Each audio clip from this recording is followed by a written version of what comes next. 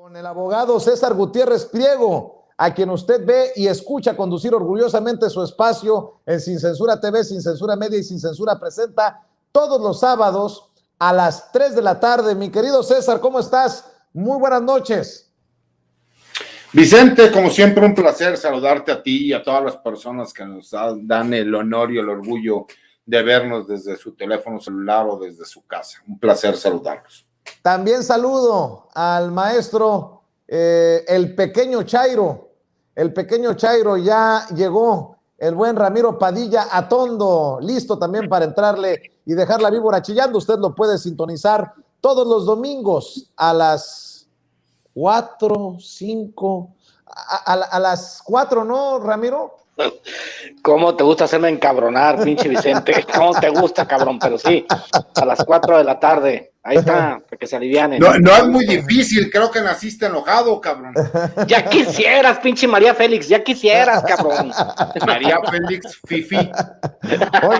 Oigan, hablando de fifís, oigan, vamos a analizar esto para la gente porque no es poca cosa. En América Latina, México tiene más riqueza, pero en menos manos.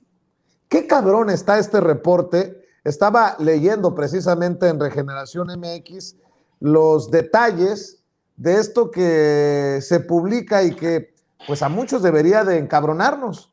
Los multimillonarios en México son 14 y acumulan 150,000 millones de dólares. Fíjense nada más. Los multimillonarios han acrecentado en un 40% su riqueza durante la pandemia del COVID-19, según el más reciente informe de la TINDAD, la Red Latinoamericana por Justicia Económica y Social. Dicho informe se ha elaborado en el marco de la campaña Impuestos a la Riqueza Ya. El documento titulado Situación y avances recientes, impuestos a la riqueza y grandes fortunas en América Latina, analiza la relación entre riqueza e impuestos en América Latina. Y estaba viendo el caso de México. ¿Qué pedo? Son 14 y acumulan 150,000 millones de dólares. Ayudemos a la gente a entender la magnitud de esto, mi querido César Gutiérrez Pliego, desde tu trinchera, Ramiro Padilla Tondo, y lo menciono en momentos en que, por ejemplo, en Estados Unidos, Joe Biden le apuesta a que los ricos más ricos paguen más impuestos. Si eso lo propusiera Andrés Manuel López Obrador, con estos 14 que acumulan 150,000 millones de dólares, se viene la hecatombe, mi querido César Gutiérrez Pliego. Pero fíjate, Vicente, lo más curioso de todo esto es que los verdaderos ricos, que es a lo que el presidente hace referencia cuando habla de fifís, ¿no? Todos aquellos que se creen fifís, y que por eso se les dice que son clase medieros, ¿no? Y que son clase medieros aspiracionistas. ¿Por qué? Porque la realidad es que en este país hay 14 familias, como bien lo dices tú, que acumulan la mayoría de la riqueza, y habrá cuando mucho 2,000 familias muy prominentes y muy ricas en este país, que a lo mejor los miembros de su familia, gran parte de ellos pudieran considerarse fifís. Entonces, nada más para que entendamos cómo el negocio se hacía nada más entre ellos. Y lo pudimos ver, ¿no? Con todas estas concesiones que se hicieron, tanto para las empresas farmacéuticas, donde ellos mismos jurídicamente creaban toda una red de apoyos y de ayudas entre ellos mismos, donde nada más sus empresas eran las que podían vender esos medicamentos.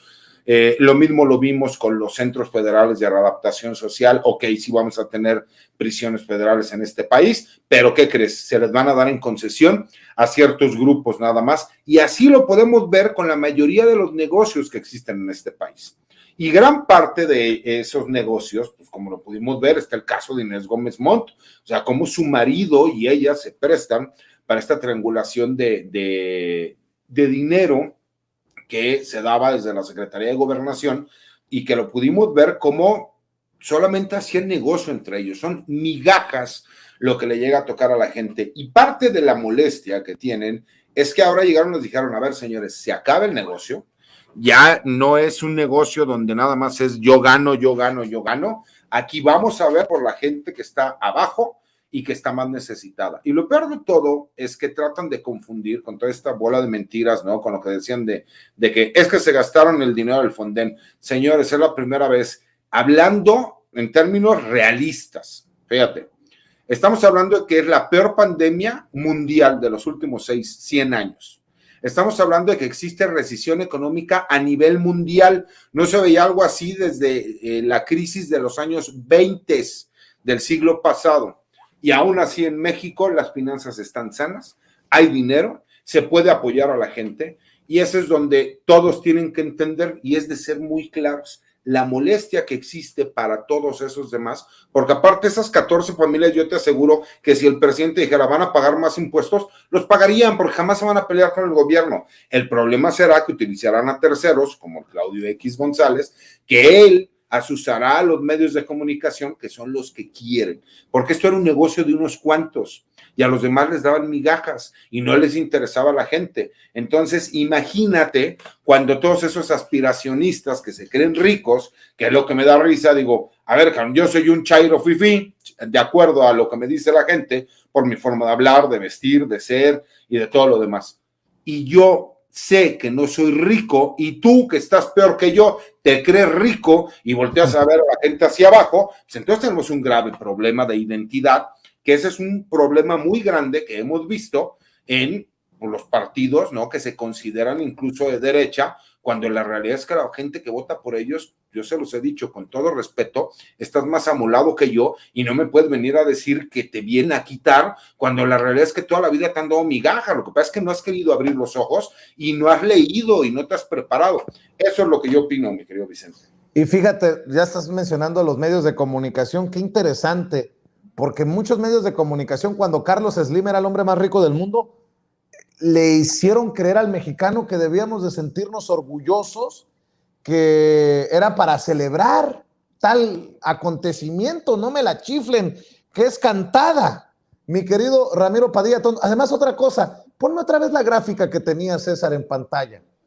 ¿Ven algo extraño ahí, mi querido Ramiro? Los 10 hombres más ricos de México y hay mujeres en la lista.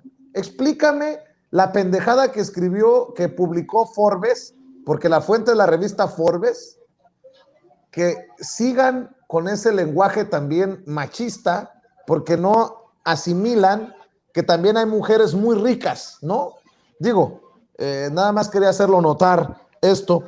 Estaba viendo en esta lista en América Latina y el Caribe que hay un patrimonio concentrado de 480,000 millones de dólares en poder de tan solo 107 multimillonarios. Explíquenme, en el América Latina de las favelas, en Brasil, de los cinturones de pobreza en América Central, en Centroamérica, en nuestro país con tantos millones de pobres y de pobres en situación extrema, ¿cómo entender 14 súper ricos con más de 150,000 millones de dólares en nuestro México lindo y querido, Ramiro? Te lo explico muy fácil. Vamos a recordar la época en la cual el padre de la desigualdad moderna, que se llama Carlos Salinas de Gortari, decidió privatizar las empresas públicas del país.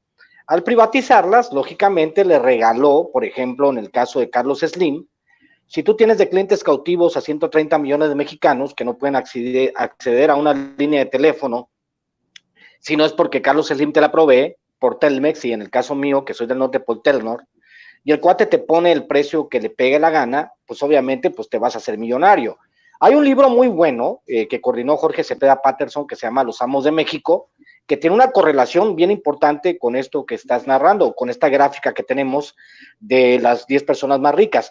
A María Concepción Aramburuzabala no la puedo criticar, yo con esta señora, de hecho le tengo cariño, porque hay que recordar que esta señora María Concepción Aramburuzabala le pegó una buena calambrada a este cabrón de López Dóriga. No sé si se acuerdan que López Dóriga y su esposa quisieron chantajear a María Concepción Aramburuzabala, y esta señora le dijo, hay categorías, paps, o sea, tú puedes ser todo lo corrupto que quieras, pero yo soy tu padre o yo soy tu madre, ¿no? Y le pegó una chinga que López Dóriga y la mujer tuvieron que salir corriendo diciendo, perdón, o sea, quisieron chantajear a una de las mujeres más ricas de México y se les apareció el diablo y en calzones, ¿no?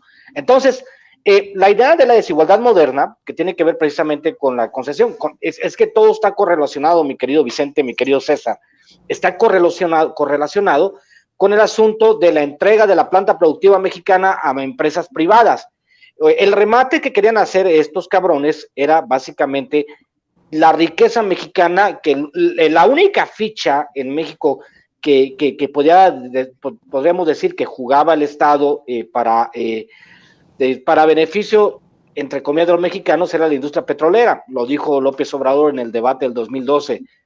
Si le dejan a Peña Nieto la presidencia, Peña Nieto va a privatizar hasta la risa. El asunto es que con Carlos Salinas de Gortari, estos 14 millonarios, porque antes de Carlos Salinas de Gortari sí había millonarios, pero no había millonarios en la lista de Forbes, no existían. O sea, existían millonarios en Estados Unidos, en Europa, en Sudamérica, en algunos grupos. Se habla mucho de Argentina, en el caso, por ejemplo, de los argentinos, que también hay una concentración. Es una cosa muy parecida a lo que sucede en México, en Argentina, de la concentración de la riqueza, de los dueños de los medios de comunicación. Pero en México en general, digamos, el Germán Larrea, es más, les recuerdo, creo que fue Roberto Hernández o Eugenio Hernández, uno de ellos es un cuate que no tenía Roberto Hernández, que no tenía para pagar la tarjeta de crédito de los 80, ¿sí? Y sucede que Carlos Salinas de Gortari le da Banamex, y el señor vende Banamex a banqueros extranjeros en una operación bursátil por más de $2,000 millones sin pagar un solo 5 de impuestos. Y este cuate se compra un crucero de $100 millones y se va a viajar por el Mediterráneo 2 años porque el señor vendió Banamex, o sea, un banco que ni siquiera le pertenecía, porque graciosamente Carlos Salinas de Gortari se lo entrega, y ahora sucede que son los tipos más ricos de México, ¿no? O sea, ese tipo de cosas de concentración de riqueza, lo que hicieron en el periodo neoliberal de regalar el patrimonio productivo del Estado en pocas manos, lo que hizo que se convirtiera en una concentración abusiva de riqueza, porque en general no solamente en México, Vicente, también en Estados Unidos durante los últimos 40 años los salarios no han tenido un incremento real. O sea, en el mundo en general, lo que hizo el neoliberalismo fue concentrar la riqueza en muy pocas manos y aumentar la desigualdad. Como lo decía mi compañero el copetón César, hay gente que se cree de clase media porque debe el carro, debe el departamento, debe las tarjetas de crédito. Señores, no sean pendejos. Ustedes no son de clase media. Están siendo explotados por los mismos bancos que les entregó Salinas a los extranjeros. No sé cuál sea el chiste de esto. Esa parte que uno trata de entender, que ahora sí, y esta es una parte que he dicho yo mucho, Vicente, que es bien importante. Los empresarios que se ajusten a las nuevas condiciones y paguen sus impuestos van a sobrevivir, porque ningún empresario es enemigo de su dinero.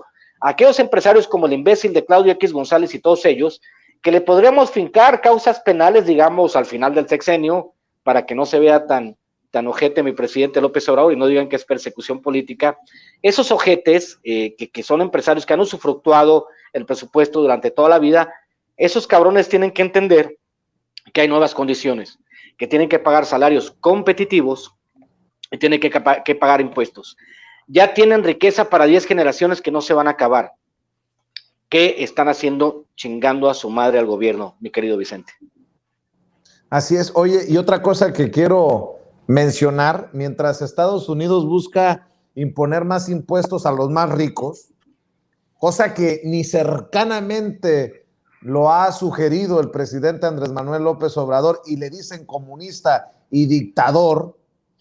Bueno, pues quiero decirles que en Alemania hay festejos allá en Berlín por la aprobación del referéndum que expropia más de 100,000 viviendas de inmobiliarias, casas vacías para la gente que no tiene vivienda.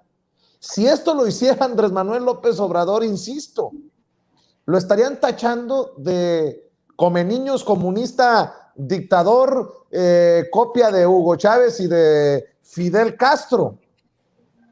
En una Alemania en donde también llevó las riendas una mujer por más de 16 años, pero no era dictadora. Me refiero a Angela Merkel, que además era aplaudida por muchos en la oposición mexicana. ¿Por qué? ¿Por qué con López Obrador sí y alrededor del mundo no? ¿Por qué Joe Biden dice hay que ponerle más impuestos a los más ricos y no hay pedo? ¿Por qué en Alemania aprueban el referéndum para expropiar más de 100,000 viviendas de inmobiliarias vacías y no hay pedo? Y en México le quieren cobrar lo que deben los ricos en impuestos. Y bueno, pues ya se ha escuchado toda la mierda que se dice de Andrés Manuel López Obrador. César, ¿te has preguntado por qué? No, creo que la respuesta es fácil, Vicente, porque, a ver, cuando nosotros vemos un país como los Estados Unidos o vemos países europeos, ¿no? Esta comunidad europea, nos damos cuenta que la mayoría de los medios de comunicación son realmente independientes. Realmente los medios de comunicación pueden tener ciertos intereses para hacer un trabajo periodístico muy directo. No está tan mezclado el dinero del gobierno como lo que pasa en México, y ese ha sido un grave problema. Incluso la parte política del negocio de los presupuestos de los partidos tiene que ver porque en México, malamente, no hemos entendido y con esa intención de que no haya dinero mal habido que pudiera financiar campañas, nosotros somos, por medio del INE, quien le damos ese dinero a los partidos. Pero en los Estados Unidos no pasa eso, en Europa no pasa eso. Simple y sencillamente tenemos políticos, que son muchísimo más preparados, con todo respeto, que los mexicanos. Dos, que ven más por intereses en común, si me explico, de partido, que lo que nosotros vemos en México. En México, y incluso con el siguiente tema que vamos a hablar, todo tiene que ver con el dinero y con el poder, desafortunadamente. Y como desafortunadamente el interés única y exclusivamente, a ver, yo he conocido grandes reporteros que digo mis respetos, y que hacen trabajos espectacularmente bien hechos, y aquí en Sin Censura hay muchos de esos. Y la verdad es que merecen todo mi respeto porque primero van buscando la verdad sobre cualquier otra cuestión. Pero ¿qué es lo que pasa cuando ya vemos a varios consagrados, ¿no? Y bien lo dijo Ramiro y tiene toda la razón. Aramburu Zavala para mí es una de las mujeres que toda mi vida le voy a estar agradecido porque exhibió quién era Joaquín López Dóriga, porque le demostró que incluso existen niveles en esta vida, y el problema es que llegan a un grado en que el poder los marea, mi querido Vicente, y eso pasa en todos los ambientes, en el político, en el social, en el periodismo. La gente de repente se marea y es demasiado el poder que llegan a tener. ¿Cuál es la intención aquí? Pues obviamente pegarle al malo. ¿Y quién es supuestamente el malo? ¿Quién vino a quitarles todos esos privilegios? ¿Quién vino a acabar con todos esos dispendios económicos que salían del mismo gobierno? ¿Quién vino a acabar con todos esos grandes negocios multimillonarios? Porque para que la gente lo entienda, y como bien lo dijo Ramiro, estos se robaban para que 10 generaciones viviendo realmente como ricos no se acabaran nunca ese dinero. O sea, imagínense la cantidad de miles de millones de pesos que estamos hablando para que jamás en su vida vuelvan a hablar. Y ahora se dicen perseguidos políticos, ahora obviamente tienen que salir a gritar para tratar de victimizarse, porque eso es lo que les da, mi querido Vicente. Ellos tienen que justificar de alguna forma que todo el trabajo que hacían en su momento era leer boletines, darle coba a quien está en el gobierno y recibir su lana. Y lo hemos visto y lo seguiremos viendo por lo que resta del sexenio y el próximo sexenio y el que sigue, porque la verdad es que la cuarta transformación va para décadas. Qué interesante lo que menciona el abogado, mi querido Ramiro, en este análisis, como la cooptación de los medios de comunicación por los más ricos. Y yo le voy a pedir a César, solo para hacer un ejercicio rápido, que me ponga la lista de los 14 más ricos de México, esta lista que nos ha estado poniendo, para pensar, solo pensar. Carlos Slim, Germán Larrea, Alberto Balleres, Eva Gonda de Rivera, María Aramburu Zavala, Jerónimo Arango, Ricardo Salinas Pliego, Antonio del Valle, Emilio Azcárraga, Carlos Janrón, José Francisco Calderón Rojas, Roberto Hernández, David Peñalosa y Alfredo Harp. ¿Cuántos de estos, si no es que todos, están invirtiendo en campañas, en campañas inconfesables contra el gobierno que les quiere cobrar lo que deben de impuestos. Solo porque soy muy mal pensado, Ramiro Padilla Toro. Bueno, primero quiero poner en contexto, es bien importante poner en contexto cómo funciona este asunto del neoliberalismo y cómo fue, perdón, que en una de las mayores crisis después del 2008, pues, voy a poner dos casos paradigmáticos para que el público de Sin Censura entienda qué clase de basura son los ricos. Voy a poner el caso de España y voy a poner el caso de Islandia. En España llegó el punto en que había 1 millón de casas vacías, como en Alemania, y había 400,000 familias sin casa. ¿Qué hizo el gobierno español? Estos hijos de puta, amigos de Vox y todos esos pendejos que vienen a querer darnos lecciones de cómo gobernar, esos pendejos españoles, sobre todo los políticos españoles. No me refiero en general a la población española que tiene que elegir entre el mal mayor y el mal menor. O sea, básicamente el gobierno español decidió rescatar a los bancos y aunque hubo muchos suicidios de personas que perdieron sus casas, sus propiedades, el gobierno español decidió rescatar a los bancos. Veamos el caso islandés. Para todo el público es Sin Censura, la información está en todos los medios de comunicación. Ustedes buscan el caso islandés, ¿qué hizo Islandia? De repente sucede que Islandia, los islandeses, que es un país de 500,000 de habitantes, descubrieron que le debían un chingo de lana al Fondo Monetario Internacional y dicen, pues, ¿quién chingados me endeudó? No, pues sucede que los endeudó el ministro de Economía. Ah, sí, cabrón, pues al bote el ministro de Economía. Averiguaron si el presidente tenía algo que ver, pues el presidente de Islandia no tenía nada que ver, pero de todas maneras, por pendejo, por no haberse dado cuenta de lo que hizo el ministro de Economía, lo destituyeron. ¿Qué hicieron en Islandia, mi querido Vicente, mi querido César? ¿Qué hicieron? Decidieron renovar su sistema político. Agarraron y corrieron a todos los políticos de carrera, que es lo que tendríamos que hacer en México, correr a chingar a su madre a todos los políticos de carrera y empezar a meter sangre nueva.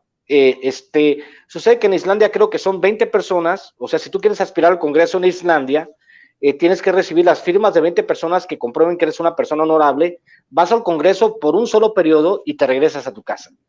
¿Qué pasó? Pues obviamente pues nadie dijo, ¿saben qué? El modelo islandés está haciendo una maravilla en el mundo, no nos conviene que se enteren de que podemos vivir sin deuda, como lo está haciendo López Obrador, podemos vivir sin deuda. Pues no, obviamente Islandia los primeros 2 años se la pasó la chingada, pero después de 2 años hubo un rebote exactamente igual que lo que sucedió en México, cuando todos los países contrataron deuda por la pandemia, México no contrató deuda, entonces ahora estos cuates tienen que lidiar con las consecuencias de la pandemia, y México no. En Islandia es exactamente lo mismo. En Islandia no tuvieron que lidiar con las consecuencias de pagar una deuda porque se declaró en moratoria, le dijeron ni más, no les vamos a pagar una deuda que no contraímos, que contrajo ese güey ilegalmente, y se acabó. El tema en México en general, mi querido Vicente, mi querido César, el tema en general en México es que hemos vivido el paraíso de los ricos en la tierra. En general, ser rico en México, como ser rico en Estados Unidos, obviamente lo que decías de los recortes fiscales en Estados Unidos, que permite que se concentre la riqueza. Ahora Joe Biden está diciendo, para que se den una idea, Joe Biden está proponiendo medidas que están a la izquierda de López Obrador, diciendo, no mamen, pinches ricos, o sea, ya, no mamen, o sea, están ustedes... Ya se contaminó Biden con López Obrador. Es que López Obrador es el único presidente que ha puesto programas en un país del tercer mundo como en México, que se los copian en países del primer mundo. Es que es una cosa de lógica, sin ser economista, Vicente. Si tú provees a la base más pobre de estímulos fiscales o de estímulos monetarios, ese dinero a fuerzas tiene que fluir hacia arriba. Entonces, los pendejos empresarios mexicanos, que son muy tontos porque siempre vivieron de la chichi presupuestal, no entienden que si un nuevo grupo de consumidores, de más de 30 millones de consumidores, necesitan bienes o servicios, cualquier empresario con 2 dedos de frente puede ofrecerles bienes y servicios para captar ese nuevo dinero que no estaba en circulación en la economía. Lo han entendido Francia, lo ha entendido Estados Unidos, lo han entendido muchísimos países en el mundo. han entendido que si tú no alimentas a la base con recursos frescos, la siguiente escala de la pirámide, que son los siguientes empresarios, pueden aprovechar las nuevas condiciones y ese mercado de 100, 200, 300 mil millones de pesos, ellos lo pueden utilizar para las personas que están ingresando a los mercados de consumo. Obviamente, en México, los empresarios siempre vivieron súper consentidos diciendo, no pagamos impuestos sobre la renta, lo hemos dicho muchas veces aquí, el empresario mexicano en promedio pagaba el 2% de impuestos sobre la renta, pero a ti, público sin censura, a ti, trabajador, te cobraron el 30% de impuestos sobre la renta y cuidado con que no lo pagaras.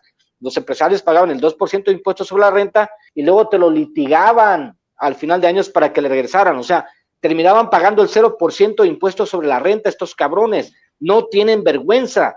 O sea, ¿cómo es posible que vivamos en un sistema en el cual tú tienes asegurada tu riqueza para un chingo de generaciones y todavía quieras combatir al gobierno diciendo, no te voy a pagar impuestos?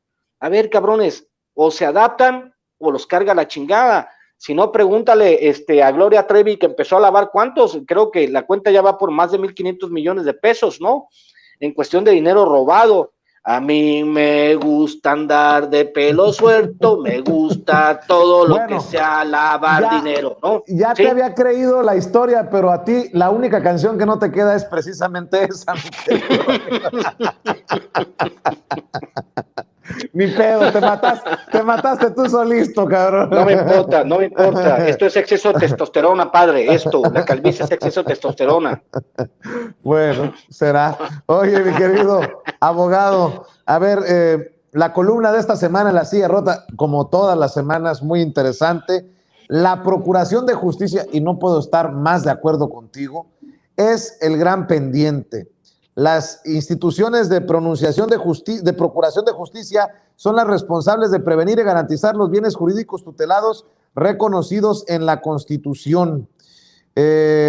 Dice el abogado César Gutiérrez Priego en su columna de esta semana en La Silla Rota: las instituciones de procuración de justicia nos están quedando a deber a todos los ciudadanos mexicanos de acuerdo con la Ley General del Sistema Nacional de Seguridad Pública.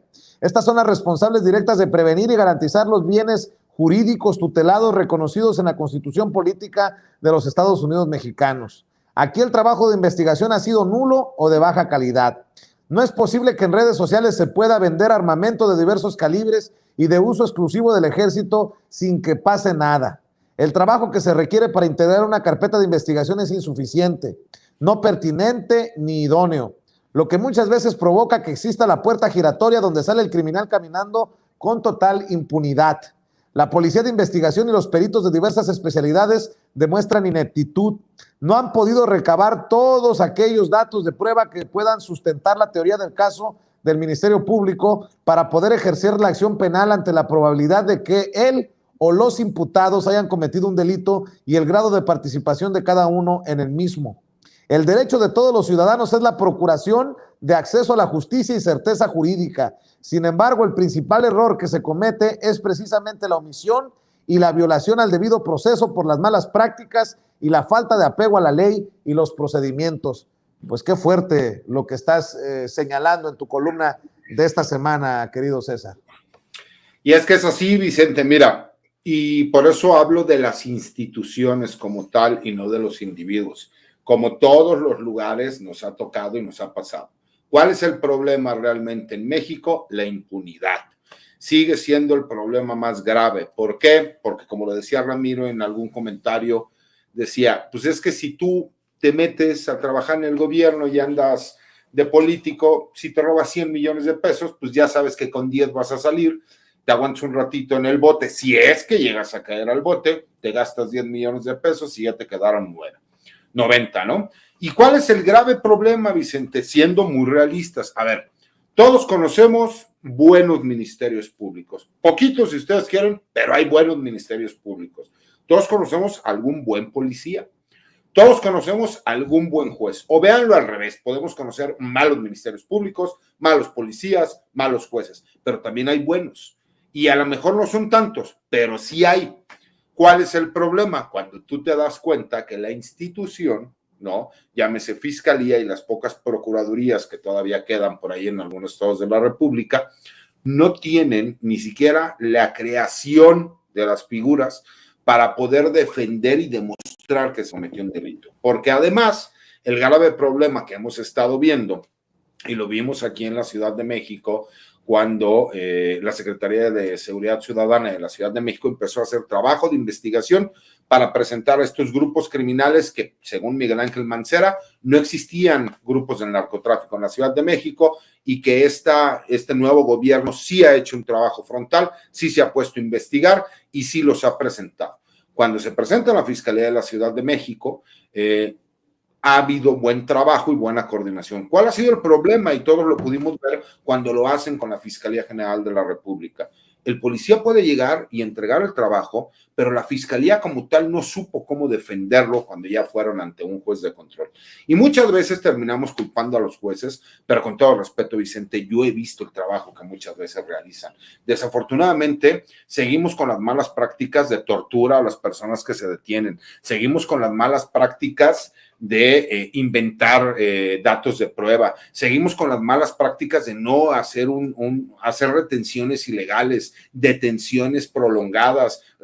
Seguimos cometiendo muchísimos de los errores que este nuevo sistema, y te lo puedo decir, fue una situación que me pasó a mí cuando yo estaba estudiando una especialidad en Derecho Criminal allá en España.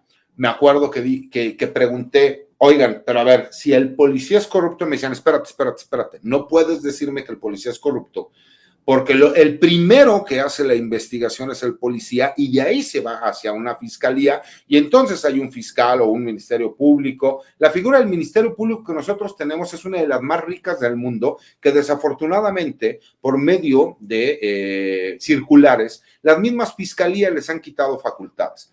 Cuando nosotros vemos, tenemos un problema de seguridad y todos lo sabemos. Cuando por fin la Guardia Nacional, la Policía Estatal, la Policía Municipal detiene a una persona, es como no existe trabajo de investigación, no existe trabajo de seguimiento. Cuando va y se presenta hacia la fiscalía, ahí es donde viene la famosa puerta giratoria. Y entonces terminamos molestándonos y diciendo que los jueces son unos corruptos. Pero cuando un abogado defensor, como es mi caso, le demuestra al juez que a la persona que detuvieron lo golpearon, lo detuvieron en un lugar distinto a donde manifestaron, que lo retuvieron por más de 10 horas y lo demuestras con los mismos videos que tú tienes para poderlo demostrar, pues no es que el juez sea corrupto, simple y sencillamente no se está haciendo el trabajo de forma correcta. Y creo que mientras nosotros no ataquemos la impunidad, vamos a estar condenados al fracaso, sin importar que la Guardia Nacional se profesionalice, haga los despliegues a nivel nacional.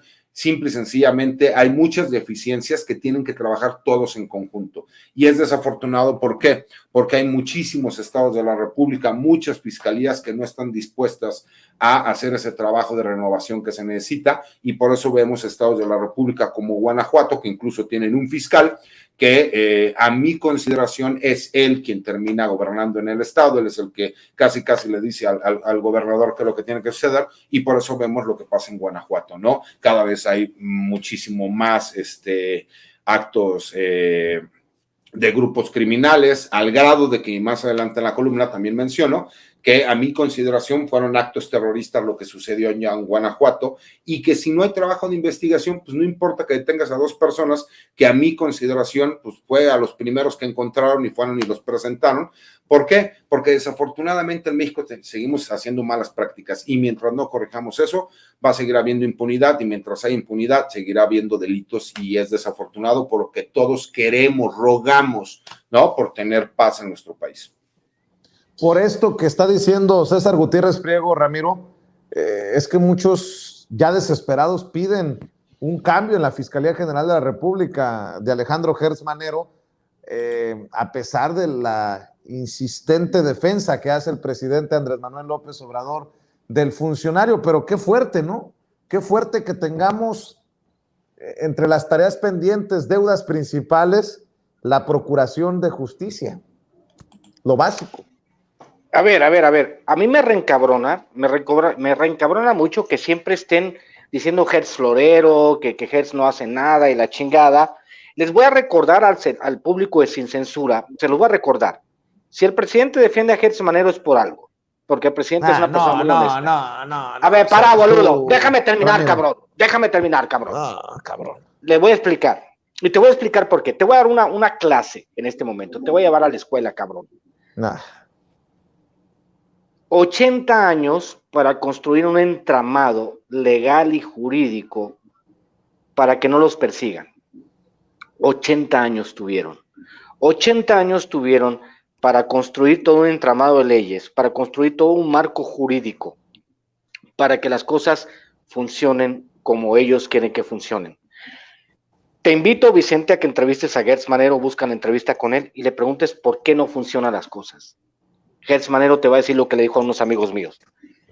Aquí está el expediente. César, que es abogado penalista, que es un especialista, que tiene maestrías y doctorados, te lo puede decir de la misma manera. No se puede porque con el 97% de impunidad en el país, hay jueces y ministerios públicos, hay abogados que son especialistas en construir, ¿no?, las líneas de investigación de manera defectuosa, en armar los expedientes de manera defectuosa para que no los puedas perseguir. Básicamente a lo que se enfrenta nuestro fiscal Gertz Manero es a un campo minado. Pero, Porque pero por tú, supuesto, Ramiro, no, boludo, Ramiro, no, para, Ramiro, boludo, a ver, para. Ramiro, No me contradiga, a ver, boludo, no, a ver, que yo soy más es guapo, que tú boludo. estás haciendo ver a Gersmanero como un personaje ajeno a ese entramado, a esas redes. Alejandro Gersmanero es un personaje de carrera. Y si alguien sabe cómo se mueve precisamente la onda mafiosa, es Alejandro Gersmanero. Por supuesto, no Vicente. Por eso, Por supuesto, Vicente. No, cabrón. Por supuesto, él. Pero todo el sistema, cabrón, no es el único que está en la fiscalía. Hay miles y miles de fiscales, abogados y personas que son preanistas, cabrón. O sea, tú eres el único. Él, pues no sé qué será, pelón, igual que yo, cabrón, no sé. Pero en general, a Gertz Manero le están ofreciendo un campo minado. Él sabía, obviamente, a qué se enfrentaba cuando aceptó el papel de la fiscalía. Pero hay que entender que en el marco jurídico en el cual se trabaja en México es muy fácil mover las cosas. César te lo puede decir, pues. Es muy fácil. Pero a ver, te voy a ser muy honesto, Ramiro. Yo, por ejemplo, el parámetro que tengo es Gertz Manero. Yo en lo personal tenía muchas expectativas para Gertz Manero y hasta el momento me ha decepcionado. Y en el mismo caso te pongo a la fiscal de la Ciudad de México, que creo que hasta ahorita ha hecho un buen trabajo. Yo lo he visto, tuve la oportunidad de conocer a la maestra Ernestina. La verdad es que la calidez humana que tiene esta mujer es muy grande. Y recordemos lo que pasó cuando por ahí en el Congreso se quisieron hacer tontos para el juicio político de este diputado federal que estaba acusado por abuso sexual agravado. ¿Qué fue lo que hizo ella? Salió y con uñas y dientes defendió, si me explicó, el pedimento que estaba haciendo la fiscalía. Y creo que eso es lo que le ha faltado al fiscal general de la República, porque para mí él era mi gallo para ser el secretario de Seguridad Ciudadana a nivel federal. Honestamente, yo pensé que él iba a ser. Cuando lo nombran fiscal general, dije, oye, es un buen abogado, incluso bastante conocido en el medio. Hasta el momento, con todo respeto, sí me ha decepcionado. Es cierto que está en un campo minado y que aparte trae un rezago de 10 años de carpetas de investigación. Eso también es cierto. Pero a mí en lo personal, con el carácter que él tiene, con la templanza que él tiene, hubiera esperado que hubieran podido hacer algo más. La realidad es que la Fiscalía General de la República sí está trabajando a marchas forzadas. Tengo ahí algunos asuntos que, híjole, cómo son latositos y duro. Pero la verdad es que el rezago que tienen ha hecho, a mi consideración, yo veía a Gertz Manero como una superestrella, porque así siempre se me vendió, ¿no? Que era el abogadazo. Y estamos hablando del abogado de México. Y con todo respeto, el punto de parámetro que tenemos es el fiscal general de la República y al encargado de la UIF. Y cuando tú ves el trabajo que ha hecho Santiago Nieto, dices, bueno, pues entonces creo que le está quedando pequeño a la Fiscalía General de la República el buen trabajo que está haciendo Santiago Nieto. O grande, o le ha quedado grande en este sentido. No, yo no lo veo así, boludo. No te hinchando pelota, no lo veo así. Mira, el tema es que como dice César, es un rezago de 10 años, cabrón. O sea, a todo le daban carpetazo, cabrón. Es extremadamente difícil que cuando la justicia en México sobre todo se dio por razones políticas. La justicia en México siempre se ha ejercido por razones políticas. Hay que recordar el caso de la Quina, por ejemplo, ¿no? Lo vamos a meter al bote, siempre había un trofeo. La gente quiere ver sangre, pero si realmente estamos apostando por una cuarta transformación, tenemos que hacerlo de manera legal con las condiciones que existen. ¿Cómo ganó el presidente? Ganó con ellos, sin ellos y a pesar de ellos. Ganó a pesar de la campaña negra. Ya llevamos un año con Lozoya de regreso en México y no ha pasado nada, cabrón.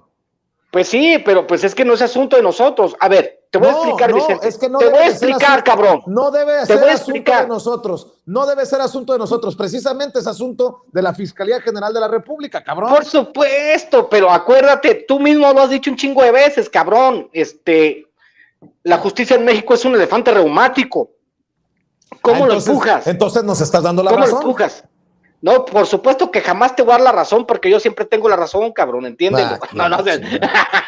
Pero en general, es extremadamente difícil con el sistema de justicia. De hecho, les voy a recomendar el libro País de Mentiras de Sara Sefcovic, para que entiendan cómo funcionan las cosas.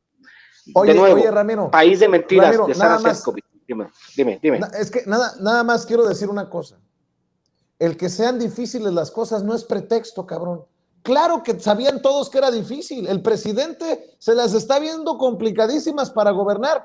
Y yo nunca he escuchado que diga, es que está difícil la cosa. No, pues claro que estaba difícil. Claro que estamos enfrentando una chingadera que se vino construyendo o destruyendo por tanto tiempo. Pero el que diga... ¿Me estás dando la razón? Es que tú dices, es que está muy difícil. Pues sí, cabrón, está difícil. Si no, no te hubiéramos puesto en ese lugar. ¿No? Es que es muy fácil, Vicente. Pero aparte, acuérdate de algo, se supone que trajimos a una superestrella como Gertz Manero para que él viniera a darle solución a estos problemas. A ver, que por supuesto que debe de existir algo raro, porque hay toda una campaña para pegarle durísimo a Gertz Manero, por supuesto, y debe de estar golpeando grupos de intereses muy importantes para que le estén pegando de esa forma. Pero en lo personal, como abogado, yo te puedo decir como abogado, cuando nos dijeron, él es el nuevo fiscal general de la República, yo dije, bien, porque acuérdate que es el abogado de la nación, mi querido Ramiro, mi querido Vicente. Mi sueño algún día sería ser fiscal general de la República, o fiscal general de justicia del Estado de México, o fiscal general de justicia de la Ciudad de México. ¿Por qué? Porque son los lugares donde yo vivo, son los lugares donde yo me muevo, y es un sueño. Cualquier abogado postulante, en mi caso, ¿no? Un abogado penalista sueña. Y la verdad es que él llegó con estas credenciales y creo que sí se ha quedado corto, de acuerdo a las expectativas que por lo menos como yo, muchos ciudadanos teníamos. Bueno, déjenme ir cerrando porque si luego... luego ¿cómo le hacemos, ¿no? Ya ves que se tiene que ir a los tacos, entonces hay que apurarle, por favor. Te aguantas, pinche César, aquí nos vamos a quedar un rato más, cabrón. A ver, déjenme informarle, grábeme, don Quique, la Interpol ya emitió ficha roja contra la presentadora Laura Bozzo o Laura N. La conductora peruana-mexicana Laura N. ya es buscada por la Interpol como petición de la Fiscalía General de la República por un presunto delito fiscal. Laura N. ya es buscada, pues, a nivel mundial por la Organización Internacional de Policía Criminal, la Interpol, por sus siglas en inglés. Este martes se dio a conocer que la Interpol ya emitió ficha roja para dar con su paradero y detenerla por el delito fiscal que presuntamente cometió. De acuerdo con los reportes, la Fiscalía General de la República obtuvo la emisión de la ficha roja hace algunos días, por lo que ya fue enviada a los 195 países de la organización. Esta situación se debe a que Laura N. o Laura Bozzo, ¡que pase la desgraciada!, no se presentó de manera voluntaria ante las autoridades, evitando ser aprendida en el penal de Santiaguito en Almoloya de Juárez. Debería de haber sido ingresada a prisión preventiva por presuntamente vender un inmueble que fue embargado por el Servicio de Administración Tributaria, el SAT. La conductora de televisión pidió un amparo para no ser detenida, justificando su estado de salud. Un juez le concedió la oportunidad de pagar una garantía de 300,000 pesos, entregar su pasaporte y acudir a las audiencias, requisitos que no cumplió. Diego Ruiz, abogado de la conductora, comentó que no tienen conocimiento, o al menos más temprano, había dicho que no tenían conocimiento de la ficha roja emitida por la Interpol. El abogado mencionó que la conductora de televisión está luchando porque se validen sus derechos para presentarse ante las autoridades. Está solicitando medidas cautelares acorde a su edad y estado de salud. A ver si no nos hacen una como la del Baester Gordillo de pobrecita, mándenla a arresto domiciliario a Polanco porque ya está con un pie en el cementerio y terminó hasta con esposo y nueva cirugía plástica, cabrón, no mames. No, acuérdense, en serio. Oye, Laura Bozzo es como ese pinche carro clásico, güey, que le arreglas toda la carrocería, pero no le sirve el motor, ¿no? Pinche. Bueno, mi querido César Gutiérrez Priego, ¿con qué cerramos? ¿Con qué reflexión? ¿Con qué comentario cerramos? Mira, a mí me gustaría comentar, porque incluso ya lo habíamos mencionado, ¿no? Sobre este grupo de senadores que quieren manejarse como un grupo plural, supuestamente. Y la realidad, mi querido Vicente, lo único que nos demuestra es que nuevamente los intereses económicos y de poder lo que hacen es venir a crear este tipo de situaciones de aquellos políticos que están olvidados por su bancada y que dicen, ahora nos vamos a convertir, ¿no?, en un punto determinante, porque lo que buscan es tener presupuesto propio y porque ya empieza el juego de la elección para dentro de 3 años, mi querido Vicente. Los tiempos van muy adelantados y eso es lo que están buscando. Y obviamente, pues vemos a un senador como Icaza, que siempre se ha querido manejar, ¿no?, a Emilio Álvarez Icaza como senador independiente, cuando la realidad es que él no es senador independiente, él es senador sin partido, porque recordemos que él llegó como senador plurinominal por el Partido Acción Nacional y después renuncia a formar parte de la bancada.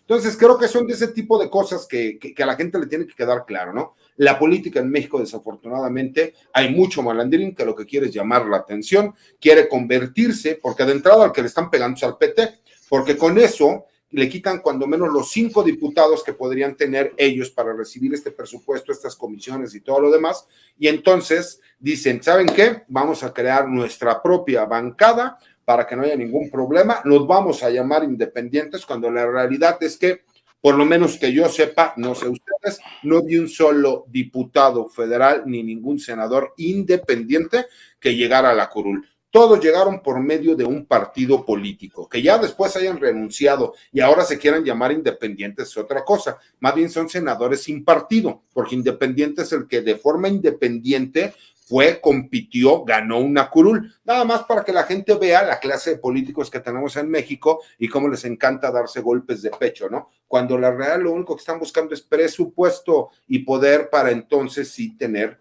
forma de controlar en las decisiones que se van a tomar, por lo menos ser tomados en cuenta, cosa que hasta ahorita no lo han hecho. Y no, y se hacen pendejos porque partidos sí tienen. Germán Martínez sigue siendo de Morena. Gustavo Madero sigue siendo del PAN, así sucesivamente. Mi querido Ramiro, ¿tú con qué cierras? ¿Con qué comentario cerramos? Pues con eso lo que decía César, no son independientes, son independejos, ¿no? ¿Cuántos son? Son Gustavo Madero, son Germán Martínez, son Emilio Álvarez Bocazas. ¿Quién más está en esa nueva fracción parlamentaria, mi querido Vicente? Dime, son 5, Nancy, ¿no? de la Sierra y Alejandra León, que son del PT. Ave María Purísima, ¿no? Pues sí, las corrieron sin aceite.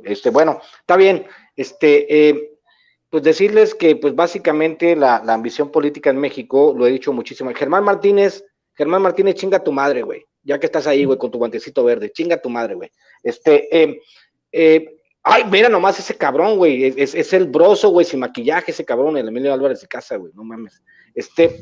Debo decirles que, desgraciadamente, lo he dicho muchísimas veces en todos los espacios, cambiamos de régimen político, pero no cambiamos de clase política. Estas son las pinches rémoras con las que tenemos que estar lidiando todo el tiempo. Un chingo de güeyes que se han integrado al partido, a Morena, al Movimiento de Regeneración Nacional, diciendo que ya están purificados por el fuego de la 4T y la chingada, pero que son una basura. Ahora realmente estamos descubriendo un cabrón como Germán Martínez, toda la basura, un panista recalcitrante que de repente está por Morena. Decirles, señores, disfruten los años que les quedan. Son 3 años que les quedan. Disfrútenlo porque después los vamos a mandar a la chingada a todos ustedes. No queremos personas como ustedes representándonos en la más alta tribuna del país. Váyanse a la chingada, busquen la manera de medrar con el presupuesto, todo lo que ustedes quieran, pero recuerden que dentro de 3 años vamos a buscar de todas las maneras, se los digo, a través de todo el país, a través de los obradoristas, no de los morenistas, porque son dos cosas diferentes. Nosotros, los verdaderos obradoristas, sépanse que no nos vamos a dejar y que toda esa basura como Germán Martínez, como Lili Telles, como Álvarez y Casa y todos esos perros, díganles, nosotros se los vamos a decir aquí en uno de los programas de internet, uno de los programas de YouTube más vistos en todo México, que tienen mayor cantidad de suscriptores, se lo decimos con todas sus letras. Ustedes no van a regresar y se van al basurero de la historia, sean del PRI, del PAN o de Morena, señores. Con eso cierro. Así es. Oye, mi querido Ramiro, pues de una vez cerremos invitando a la gente para que te apoye con el libro, para que te apoye en redes sociales, para que te sintonice todos los domingos a las 4 de la tarde en Sin Censura TV, Sin Censura Media y Sin Censura Presenta en este espacio que orgullosamente ya conduces. Programazo, señores. Los domingos a las 4 de la tarde tenemos escritores que ya quisieran los pendejos de Letras Libres y de Nexos, señores. Escritores de verdad. Hemos tenido a Miguel Martín, Marta Aragón, Florentino Solano. Tuvimos al mayor experto en fantasía épica Latinoamérica, Medardo Maza Landón, que es una maravilla. Este próximo domingo les tengo una sorpresa. Les agradezco mucho. Ando ahorita en la gira del Pequeño Char Ilustrado. Estoy en este momento en Uruapan. Atrás de mí, a ver si alcanzan a ver, está un retrato del Premio Nobel de Literatura, Bob Dylan, aquí en una salita que me prestaron para poder transmitir, porque primero es la obligación con Sin Censura y después todo lo demás. Y eso, nos vemos, a huevo, cabrón, pues ya sabes cómo eres, ser de un pinche dictador, pinche Vicente, cabrón, ya me estabas presionando, cabrón, fuera del aire. Nos vemos mañana en mi sección en Sin Censura, cerca de las 12:40, 1 de la tarde, ya saben que varía un poco el tiempo, vamos a hablar un poco de eso, precisamente de los aviadores de Morena, y nos vemos el domingo a las 4 de la tarde, ya saben, el jueves, tengo un programa con este tipo tan guapo, copetón, que está aquí, César, entre Chayos y Fifís, estamos decidiendo un invitado sorpresa, nos vemos el viernes con Los Desvelados, el Braulio el Trascendente, y pues igual a todos los programas que me inviten, ya saben que yo soy el burro Van Ranking de los programas de YouTube. Muchas gracias. Bueno, ya lo admitió, por lo menos ya lo admitió. Mi querido César Gutiérrez Priego, a ti te sintonizan en el espacio que conduces en Sin Censura TV, Sin Censura Media y Sin Censura Presenta todos los sábados a las 3 de la tarde. ¿En dónde más te apoyan? ¿En dónde más te leen? Mira, todos los martes tenemos una columna, mi querido Vicente, en La Silla Rota. Mi Twitter es @César Gutipri. Los jueves hago columna y videocolumna en el blog de información militar y seguridad nacional Campo Marte. Y como bien lo dice el buen Ramiro, los jueves tenemos un proyecto que iniciamos él y yo, en donde entrevistamos, ¿no?, a gente que le está rompiendo en las redes sociales, gente que conecta con nosotros. Practicamos el famoso Caguama Challenge, como ya todos lo saben, aunque se enoje el niño gringo que anda huyendo por allá en Atlanta, ¿no? Ricardo N., para no violentar ningún derecho procesal, y que de alguna forma siempre se hace con la intención de convivir con la gente y de poder ayudar en el proyecto que el buen Ramiro, la verdad es que tuve la oportunidad de ver su programa el domingo, no se lo pierdan, la verdad es que sí ha traído unos escritores que mis respetos, como bien lo dice, no solo Letras Libres, cualquiera de los disque escritores fifís estaría, pero rayadísimo de poder tener la clase de invitados, y la verdad es que el pelón, aunque muchas veces es vulgar y grosero, es un tipo que sabe. Entonces, no se crean nada más, porque aquí presume de ser muy mal hablado, pero en confianza es un tipo muy culto, es un tipo brillante, que realmente personifica lo que es ser un verdadero chairo, y es lo que yo le explicaba a la gente. Ser alguien de izquierda no forzosamente tiene que ser uno como los fachos nos quieren vender. Una persona de izquierda es una persona bien informada, es una persona inteligente, es una persona preparada, que va a pelear y respetar el punto de vista propio y el de los ajenos, siempre y cuando existan elementos y fundamentos de lo que se habla, y no con mentiras, no con fake news, no con tonterías. Pues mi querido César, mi querido Ramiro, les mando un abrazote y como siempre yo agradecidísimo por compartir con ustedes aquí en Sin Censura. Que pasen excelente noche, cuídense, cuídense. Eso, muy bien, muy bien. Nos vemos el jueves. Sale, Nos vemos el cuídense jueves. mucho. Saludos. Sale.